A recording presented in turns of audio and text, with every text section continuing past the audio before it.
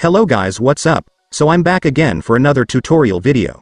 So in this video, I will gonna show you how to install Snapchat on your PC or laptop. So if you are interested, then keep on watching.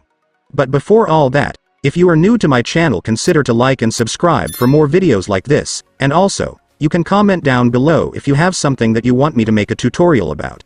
So without further ado, let's start the tutorial.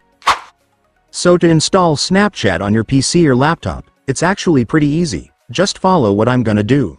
So for the first step, I want you to open Microsoft Edge. Reminder guys, you can't use any other web browsers, you must only use Microsoft Edge in order for this to work.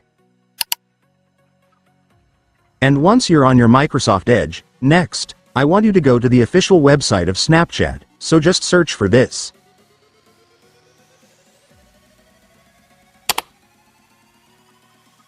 And now that you're on the website, let me now show you how to download the app. So to do that, first, I want you to click this 3 dots right here. And after clicking it, next, I want you to select the apps option. And after that, you will now see the install this site as an app option right here. Just go and click it. And right here, I want you to change the name to Snapchat.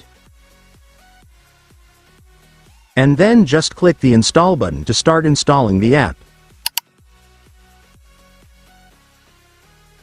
And after that, it's done. Your Snapchat app will now be installed, so you can now just log in your account and then you can start using it.